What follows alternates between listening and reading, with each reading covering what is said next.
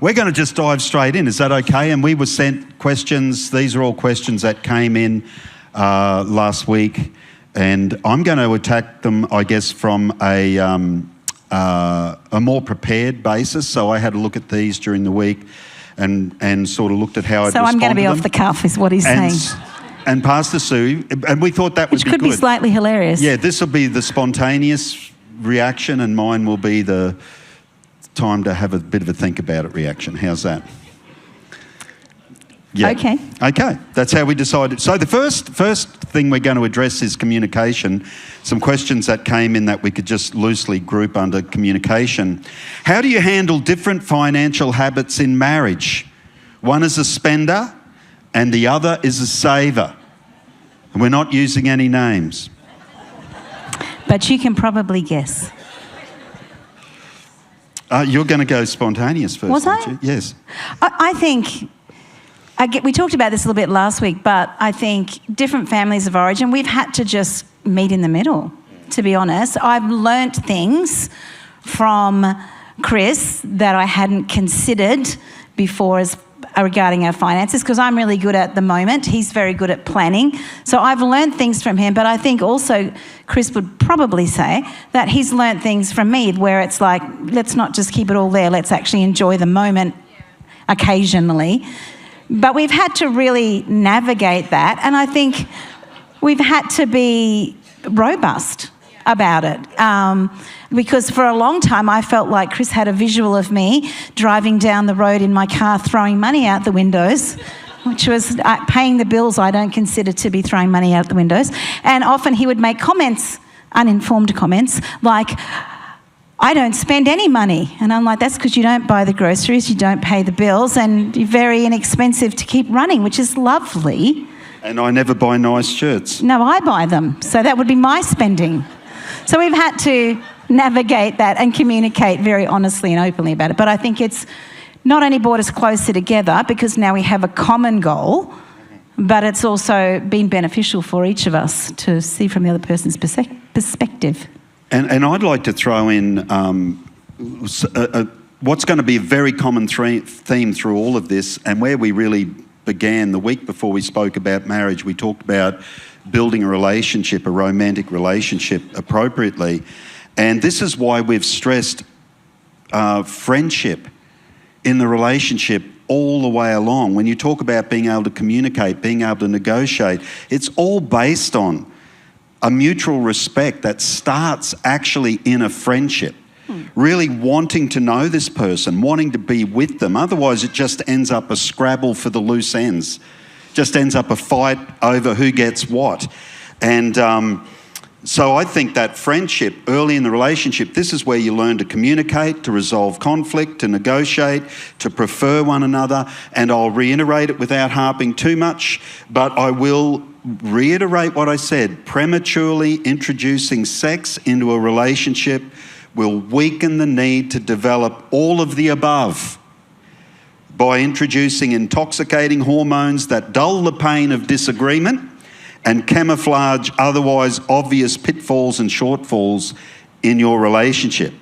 That in turn weakens your ability to negotiate all the other critical areas of marriage, like financial management, parenting, leisure activity, family of origin, connections, all of those things. And I guess I'd say it's ridiculous to assume you'll be friends after marriage if you've done nothing to establish that relationship before. I agree. Okay. So friendship is a key.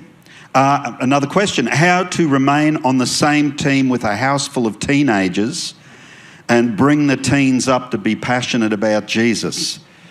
Two totally different questions, but we'll address them the same.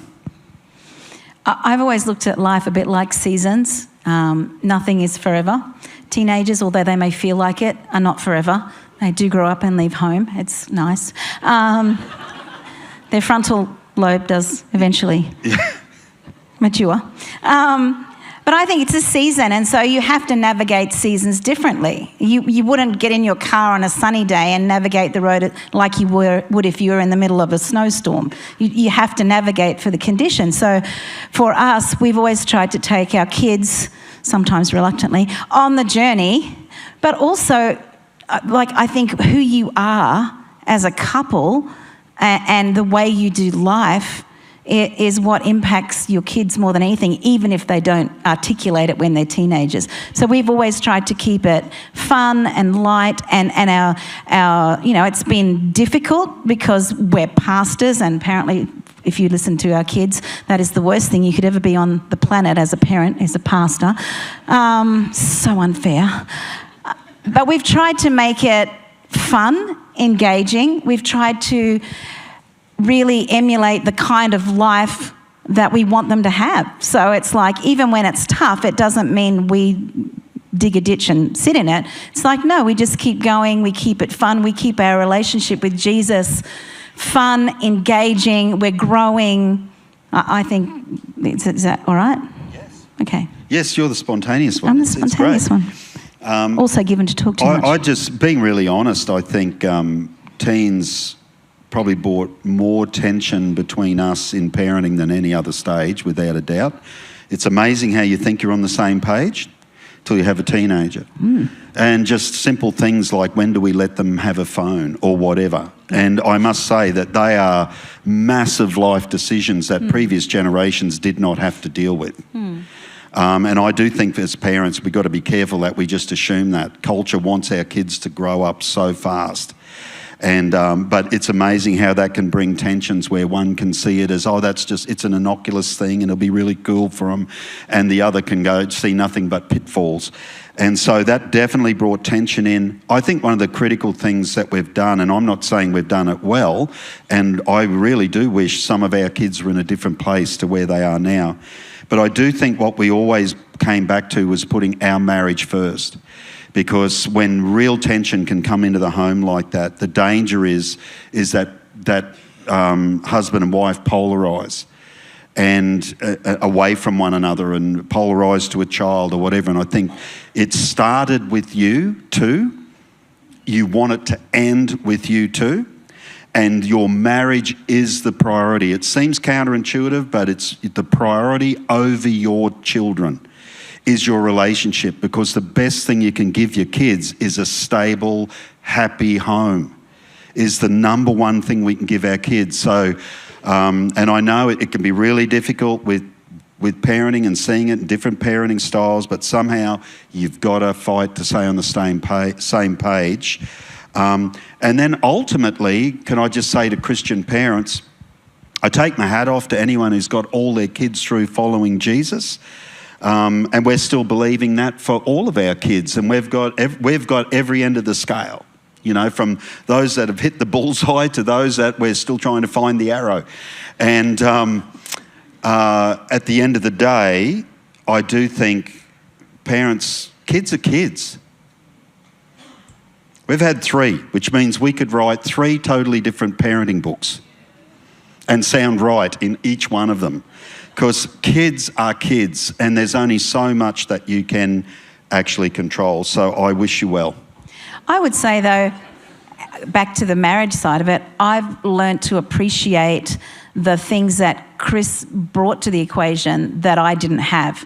So I'm like, I was the only child. I just want peace. I want it peaceful. I want everyone to love each other. That's me. Totally unrealistic. And Chris brings boundaries. He brings consequences. He brings what I need, because I tend to just get tossed around on, it feels good, so it must be okay. And he's going, no, it's not okay, darling. Okay. Because I've never told, that would be a lie. I find it really hard to lie. Not saying that yet, but Chris was really good at it before he was a Christian. So he picks it up in our kids really quickly. It's like, that's a lie. I'm like, no.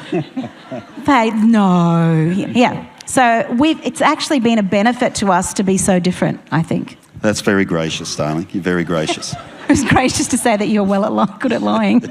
Oh, no, that was true, yeah.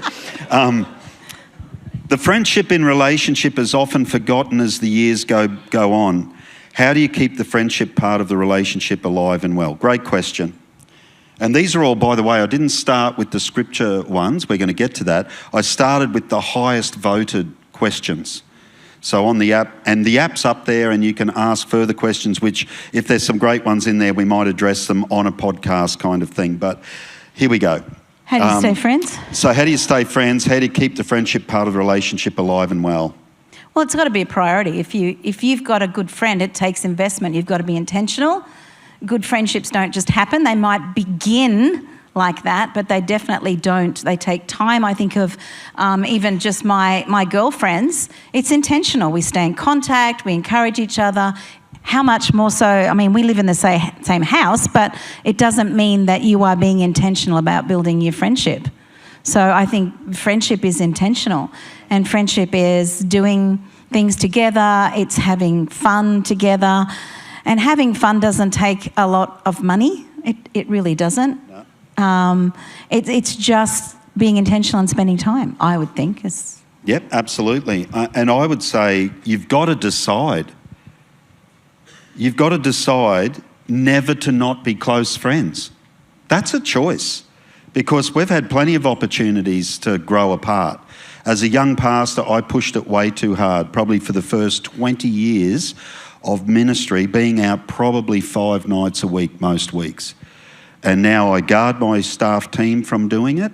We keep an eye on volunteers so that they don't do it. It's just counterproductive and stupid and driven. Whether you're doing it for ministry or business or whatever, you've got to ask. You've got to, I guess, keep in mind Jesus' words. What does it profit a man to gain the whole world but lose his soul, or lose his marriage, or lose his relationships with his kids? And it's only been in more recent years. I would have said, if you'd have asked me 10 years ago if I had any regrets as far as parenting and our journey, I would have said no. As a 60-year-old, I've got regrets that I never knew I'd have. And I think, gee, I can't remember that. Gee, I probably wasn't around for that. I wish I'd have been there a little bit more than what I was. And, you know, we got through and our kids got through, but I think I could have done it better. So I would say choose never to not be close friends. During childbearing and raising years, building a business, you can become ships in a night, but you've got to be the first to say, I feel like we're being strangers. And the amount of times that either of us has pulled the other up and said, we're not connected right now. And we just need to have an open talk. Why is that? What's it look like? And it's not trying to find fault. It's not accusatory. It is, how do we have to adjust our lifestyle so that we can stay connected? So it's very much a choice. You have to carve out time. No substitute for it. No magic formula, no silver bullet. You have to stop, have a conversation and go, we'll adjust our lifestyle and prioritise ourselves. If that means less money, that means less money, whatever. Okay, on that light note, how to rekindle and prioritise relationship with spouse whilst in the throes of young children chaos. So this is very specific. It's a very similar question, but it's specific, so it's worth answering for our young parents, who we have a multitude of. You know, there was 70 kids in primary age kids last week. 70. And I forget how many juniors and nappies and things there were, but over 100 children, 107 kids, I think. That's a small primary school. So we've got a lot of parents here, I guess was the point I was making. How do you do it, darling? How do you do it? How do you do it? I think you've just got to be a bit selfless. I think selfishness is what makes it difficult. Again, I think I've been blessed to see things as a season, and so we just did things that were fun with the kids. It wasn't hard. I mean, having small children was difficult, but it wasn't hard we'd go to the park while they were playing on the swings, we would connect, talk, we'd make it fun. We made them a little bit of the focus, what they liked, instead of trying to drag them to things that we didn't like. We both had elderly parents, so we didn't have people who would babysit at the drop of a hat. So we just had to do life with our kids and determined to enjoy it. Yeah. And I think we were realistic about that. We didn't drag. I don't know, I feel if you've got kids that you can take to a coffee shop, God bless you. We did not. they would have destroyed not only our peace, the coffee shop, and everybody else's peace while they were there. So we just didn't do that stuff, but we didn't look at it and go, oh, I wish we could do that. It was just... There's a few parents I'd like to tell not to do it now. Yeah, there's a couple. Had a couple. But we must be inclusive. So anyway, yep, absolutely. I think you've got to brainstorm opportunities to connect. Again, it started with the two of you. You want it to finish there with the two of you, surrounded by your kids and your grandkids if you've got children.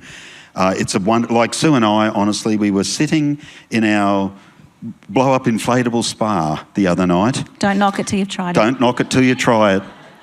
And we were sitting there and just actually thinking, in the scalding hot water. How good. And I said to Sue, aren't you glad we worked on it? Yep. Aren't you glad that through all the ups and downs, and there was pressure. I mean, we took our first pastorate. We were bivocational. We took on a church of 11 people. We had Levi was 10 months old when we went there. 7 years later, we came back in to take this church in Toowoomba. We had a 10-month-old once again on our hip, which was our youngest. We'd had a child in the middle. We'd grown a church from 11 people to 130 in a community of 1,200 people. It had been an insane journey, and we did it all with a baby on our hip. Literally, we did the lot with a baby on our hip. So it is possible to survive, but as Sue said, it takes two, and selfishness is going to blow it out of the water every time. At some point, you have to sort of realise it's not about you. Okay, let's move on to decision making. I haven't even started to get strong yet. This is good. Were you settled on 3 kids from the beginning, or did one of you want another? If so, how did you manage that tension? Oh, can I speak to this? I should put after that question, asking for a friend. I was an only child. I have no idea how to do the sibling thing. Chris was one of 6. I think at some point we'd said 4 would be great. Then we had 1, and... had to renegotiate, and I was like, well, I'd been an only child, so I was like, let's have 2. So we had 2, and at some point, you went, you know... No, at some point, as I recall, very clearly... This is the issue. Recollection is different. Yes, go. Sue said to me, I think, were you 30... Let's not talk age. Okay. Let's not talk age. Sue was getting to the point where she thought, I don't particularly want to have another baby. She said, if we want another one, I mean, I'm easy either way, but if we want another one, we better decide soon. And I said, I think I'd always wonder what another little Mulhare looked like if we didn't. And then we had one, and I said, my curiosity is absolutely cured. That's really funny, because that is not how I recollect that at all. But let's go with that recollection. I remember Peter Patterson feeling will back me up. Quite duped into him going. I recall that as you saying, quick, speed it up, darling. What do you reckon? And me saying, I don't know. And we had a boy and a girl, so there was no pressure. And you saying that, I remember you saying, I'd wonder what another little Mulhare would look like. And then we had 3, and I was done. Yeah. I think I was actually done at 2, but, you know. Yeah, and the only proviso, so in other words, it was a negotiation, but the only proviso I'd put on that would have been, you know, Sue actually did, and the kids, we were really, really blessed with safe childbirth, if not easy, but safe and healthy children. And I think health issues would have changed that equation. If I thought there was unnecessary risk in it for Sue, I just never would have gone again. That simple. And we didn't start, and I was 2 months before I turned 30, I had Levi. So we were not starting at 20. Yeah. So, yep. How did you know that you were right for each other? How did you know, darling? Was it my square jaw? My prominent proboscis? I don't actually like that term, right for each other, because I think it means that it can kind of bend towards there's only one person who's right for me. So I don't like that. I've heard people talk about, I'm waiting for God's perfect person. Well, I think Chris became God's perfect person. It was a work in progress, as I was. But obviously we were friends. We started off, can I tell? Oh, please. Not too long, the okay, short really version. short. So, most people meet and there's an attraction. We met and we hated each other on sight. Oh. So there was an attraction, but it wasn't a good one. I won't give the circumstances around that. We started with repulsion, as a matter of fact. We were repulsed by each other. We did not like each other. It was a strong reaction, just in the wrong direction. And then we became friends, and I think he became the right person and I became the right person for him. We didn't have... People look at us now and think, oh, it must have been so romantic. I don't know that there was any romance before we got married. Seriously, there's a lot of confusion, a lot of up and down, a lot of indecision. And I think I got to a point, because we got engaged and then broke up for 2 years, stayed in the same church. I wouldn't recommend that unless you're really into character building. We had people who were so confused they didn't know who to talk to. Some people just didn't talk to us at all because they didn't know what to do. But I remember getting to a point, because I felt like this was the person I wanted to spend my life with, right? But he didn't know, because perhaps someone better would come along. I couldn't see it at the time. Like, if you know how you know you're right for each other, I couldn't see it at the time.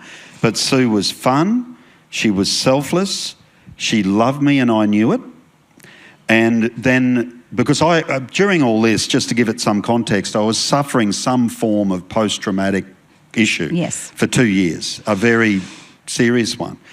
And didn't know it, undiagnosed. And so there was just a lot of confusion. And then my wonderful sister-in-law, Janice, gave me a book by James Dobson called Emotions, Can You Trust Them? And one line in that stood out to me, which was, don't marry the person you think you can live with, marry the person you don't think you can live without. And that was a defining moment for me, because all I had to do was think about life without Sue, and I knew that I wanted to make sure that I never lived life without Sue. That's how I made my decision, in the middle of a lot of, confusion and pain. And I think out of that, what I'd say is, whatever you do, don't have any form of they'll do thinking. Yeah. Well, he's a bit unkind to me. But that'll change. No, it won't. He's on his best behaviour before you get married. I guarantee it. And everyone so is she. Everyone's on their best behaviour. Now, you can get better at life and become a better person, but that core person will be the same person that you marry. Don't, and I'm saying to girls particularly, do not think you'll change him, and to boys, well, ditto. Don't think you'll change her. Ungenerous, unaffectionate, thoughtless, and you're thinking that's the best I'll do, you're just in for a world of pain. I'd put it this way, as a single person, if you think you can live without someone, do it. How's that? That's how you know. And I would say it's a trusting for us, like how we got to the point that we got married was that I had to lay it down. I really felt like I wanted to spend my life with him, but he didn't seem to know what he wanted to do, which is fine. And so for me, I had to go, well, you know what? I just trust God. Whether it works out or it doesn't work out, that sounds very simple. It was a long process of going to bed every night saying, I don't like it. It's okay to tell God you don't like things. I don't understand it. But God, I really trust you. And so whether this works out or doesn't, I know you have my best at heart. So, yeah, and that's just our story. That's just our story, but I think there's a couple of principles in there. How is making important life decisions possible for couples without big conflict? I mean, realistically, whenever two people are making big decisions that affect their lives, there's plenty of potential for conflict. Could I just say this about conflict? Conflict is not bad in a relationship. If you are looking for a relationship without conflict, it's totally unrealistic. When couples say to me, oh, we just get on so great, maybe, they're looking to get married. We get on so great, there's no conflict. It worries me. It means they've probably never really had a difficult discussion. And maybe everyone's peacemaking and everyone's trying to avoid it for the sake of peace. Let me tell you, that will end after marriage. And that could be But can I just finish my thought? You can, of course. So conflict is not bad. Unresolved conflict is bad. There's a big difference. You have to be conflicted. You have to work through things. You have to have challenging moments. You have to have it. As a matter of fact, it's the only way you get to know your partner. It really is the only way you really get to know them, is when there's tension and it's like, oh, I didn't realise you thought that strongly about that, etc. I didn't realise that was a non-negotiable for you. It's how you actually get to know someone. As long as you can work your way through to a conclusion, you'll be just fine and you'll be stronger for the conflict. There's some thoughts on conflict. Well, I think too, it's something I had to learn because I came from a very conflicted family who argued a lot. And I think I said last week, I learned very quickly, if you just be quiet and let it all pass over the top of you, you come out the other side. That does not work in a marriage. That's how I was approaching marriage, and thank God for Peter Aspin when he did our pre-marriage counselling. Because this is how it's unfair. I'm trying to keep it peaceful for both of us, but what I'm actually doing is not being real for my partner. He doesn't know what I think, how I feel. I'm just keeping it all here. And can I just say, you can't keep it all here forever. And he gave us a really good example. He said, if you're doing that, if you're not actually talking about how you feel in a healthy way, then one day Chris is going to forget to put the wheelie bins out and you're going to pack your bags and go. And that would be unfair to him because he has no idea what you're thinking. So I would say, it's communication, but it's also conflict resolution. It's like we can be quite on opposite ends of things, but because we are working together to resolve it, it's not about Chris being right or me being right or him winning or me winning. It's about us winning in the end. Yeah, it's about the relationship winning. And again, it all just comes back to friendship. Because if you don't actually like that person, you might love them, you might be sexually attracted to them, but if you don't actually like them and want what's best for them, you will fight for your slice of the cake. You know what I mean? And you actually want a friendship to make it work, where it's like, I actually really want what's best for you. So I'm going to listen and I'm going to compromise. I'm going to negotiate because I actually respect you and I love you. It's pretty simple, really. Just get that basic thing right first. Okay, we're going to move into the deeper end of the pool now. Excellent. Biblical marriage and submission. And there was a number of questions on this. What are some practical ways to maintain a biblical marriage? First thing is, what do you mean by biblical? Because I think we need to be careful of cultural expectations. I think we need to be careful of piecing together pieces of scripture from all over the place.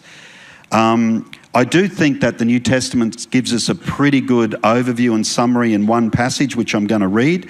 It's Ephesians chapter 5, where Paul says that our Christian marriage should be a reflection of Christ and the church. Ephesians 5, I'm going to read 22 to 25 and 28 to 29 to get the real guts of this. And please don't be triggered as I read it. I'm going to read it in an old version. Sue was trying to find a new version that made things sound easier, and I said, no, I want to go for the good stuff. Wives, submit to your own husbands as to the Lord.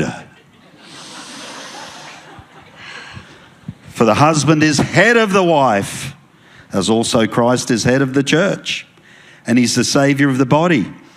Therefore, just as the church is subject to Christ, so let the wives be to their own husbands in everything. Husbands, love your wives, just as Christ also loved the church and gave himself for her. So husbands ought to love their own wives as their own bodies. He who loves his wife loves himself, for no one ever hated his own flesh, but nourishes and cherishes it, just as the Lord does the church. And the only question people ever have out of this passage is, what does submit mean? So I looked it up in the original language. You'll be happy to know. It means submit. And can I just encourage us, can we just stop being triggered by language and just listen to the context of the passage? Because the biblical injunction for wives to submit doesn't happen in a vacuum, as I've just tried to emphasise by reading the scripture. The husband's told to lay his life down for his wife. And we might not all get the chance to jump in front of a speeding train or a speeding bullet. Hopefully not. It's in the absolute practicals of everyday life. Selfless leadership by the husband creates a secure environment for the wife to, quote unquote, follow the leader. Can I have something to say about the leader? In 35 years of marriage, and Sue being a totally submissive wife, maybe, I'm not sure that I could fill the slots on one hand, 5 fingers, of the amount of times I've made a decision, an executive decision by myself. And the only times I have, which may be twice or maybe 3 if I'm forgetting one, is times when Sue actually felt the pressure and didn't want to make the decision and said, "Your call." And I called it and got it right, thankfully. So, you know, and I'll get to this a little bit further because there's several questions around this. I'm going to drill down deeper and be even straighter as I go. But here's the bottom line. Selfishness, entitlement, heavy-handedness, insensitivity threatens that environment for a girl. And I've learnt when I get frustrated that Sue isn't obeying me, which generally means my preferences, my first reflection as a Christian husband should be to Christ and the church and that relationship. I have to ask myself, is Jesus ever frustrated with me because I don't seem to be listening and responding? I'm not looking at how obedient my wife is, I'm looking at how obedient I am. And all of a sudden I get convicted. How can I try and manipulate my wife when God can't even move me? What authority do I have to expect leadership, submission or whatever, when maybe there's a few areas I'm not particularly submitted in? It all flows from the top. It's meant to be the husband mirroring Christ. What did his submission look like? It looked like a Roman cross. So husbands, how much pain are you prepared to put in to see a wife that can submit without fear that you're going to make decisions that actually hurt her? It's gone so quiet in here. Deeper cuts. Can I go deeper again? And I'm going to be really personal with this one because this is something God's challenged me on personally. If I'm concerned, and for a lot of men, hopefully this will bring some answers to you, but if I'm concerned about my wife's level of desire for intimacy in the marriage, the first question I should be asking is, what is my desire for intimacy with Christ? Am I praying? Am I worshipping? Am I connecting without agenda, just for the sake of loving God? Because when I realise my own struggles for intimacy, it helps me contextualise my wife's needs, and I become more human about these things. It only works that way if you've developed a healthy physical relationship already. If nothing's happening, you need to get help. But I can say this, if you've already established something that's healthy and then it stagnates, husbands, look at yourself first. How intimate do you want to be with Christ before you put pressure on your wife? Because how does Christ win our affection and our desire for intimacy? Not by demanding it, but by giving himself to win our affection. And Paul says our Christian marriages should be a reflection of Christ and the church. And in my experience, as I said last week, if a husband is actually being a Christ-like, God-honouring husband, wives don't get scared by words like submit. That looks like safety. That looks like security. That looks like support. That's what that looks like.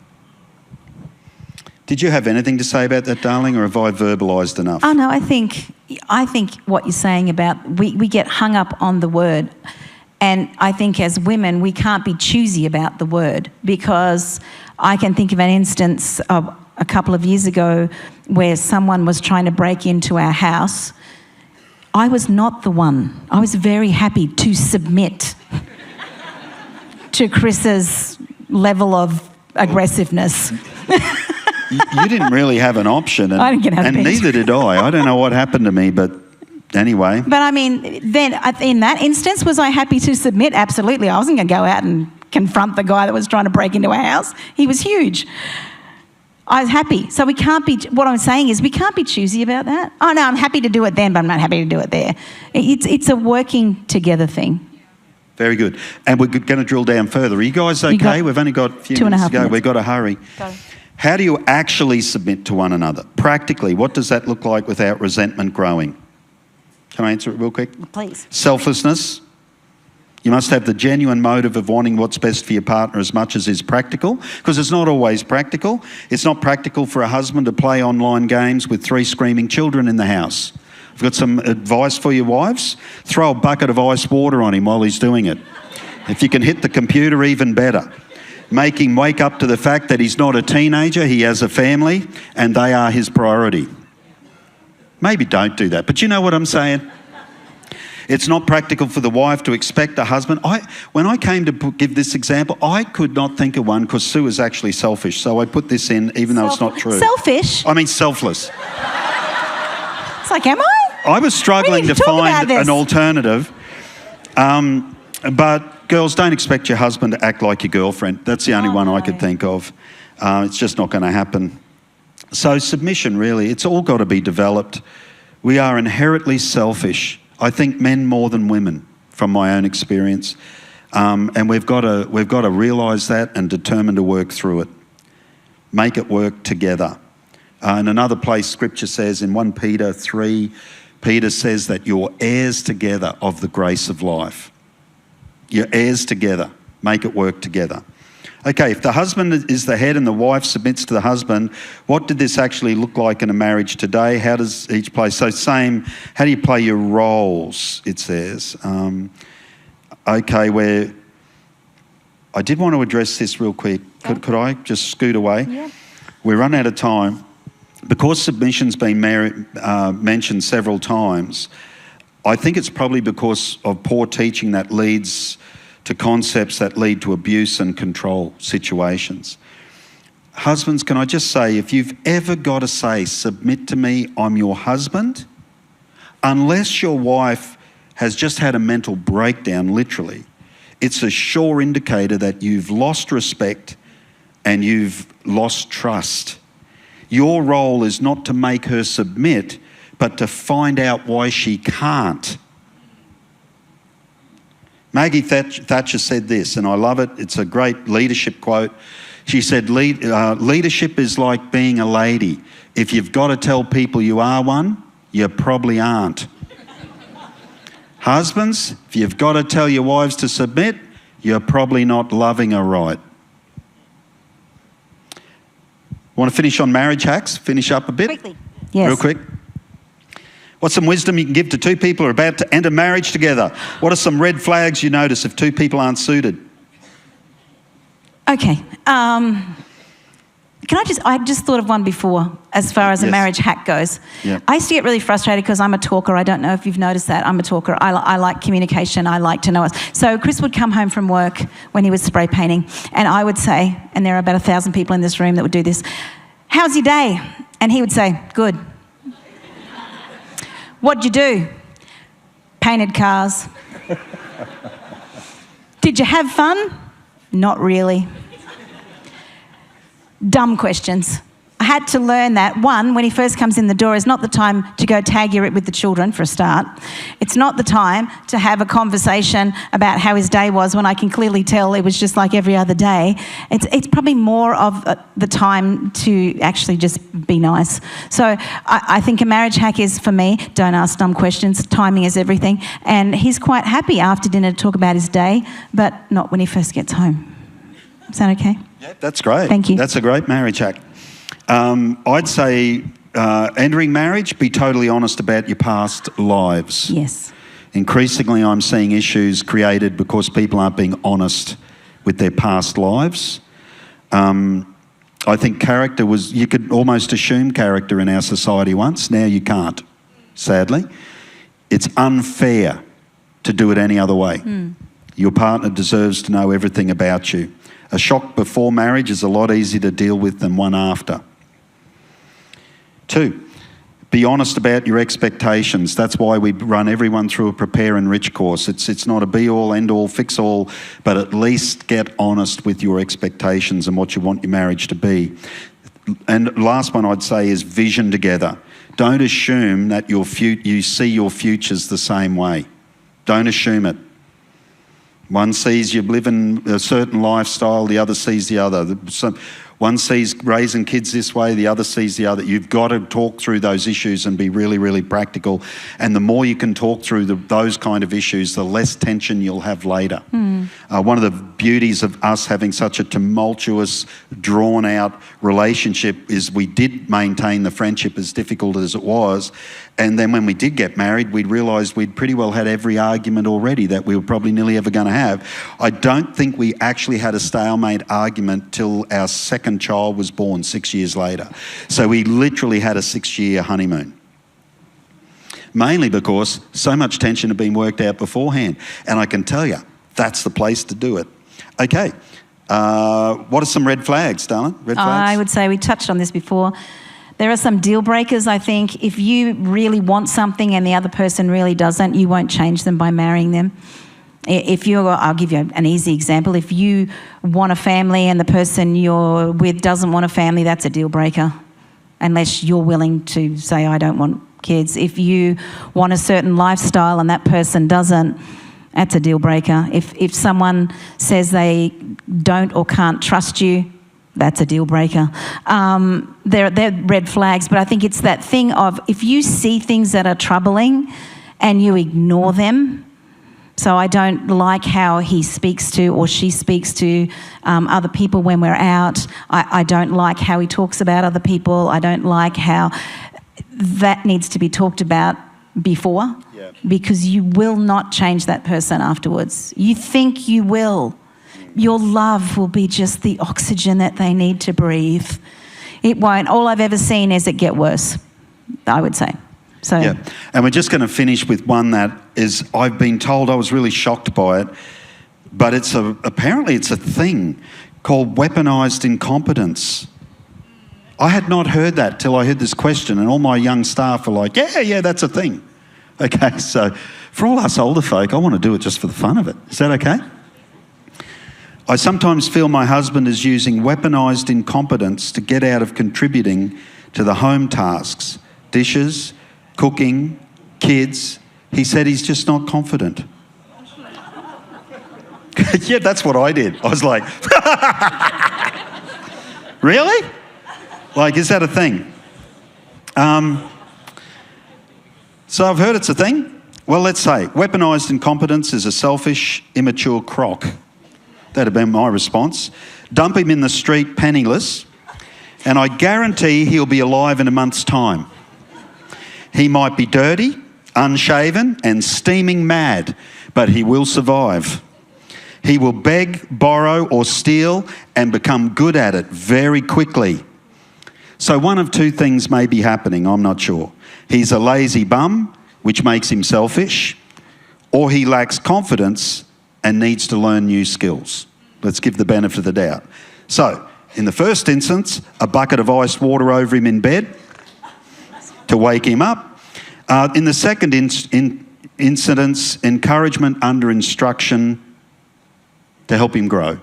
And it might be the place for maybe kid who's grown up without a dad or without great role modelling, it might be time to get a mentor.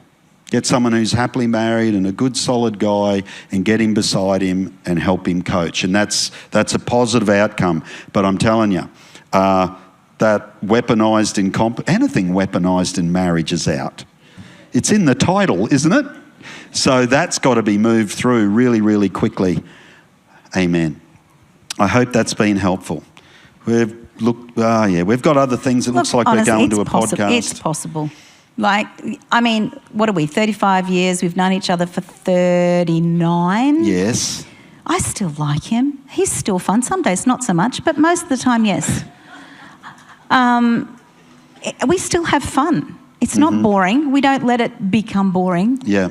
We actually we love each other, which means we're committed to the best for the other person. That's what love means. If you meet someone and you tell them that you love them 5 minutes later, you don't know what love is, or you're lying. Yeah. Love is about being committed to the best for the other person. And if that's what you are, and sometimes during your marriage you'll have to readjust that, because we all get selfish, we all get one-eyed about what we want, and you'll have to adjust, but adjustment is part of life. Yep. Well said, Amen. darling. That was a good conclusion. Thanks. Can we thank Pastor Sue? I'll just speak to us for a moment.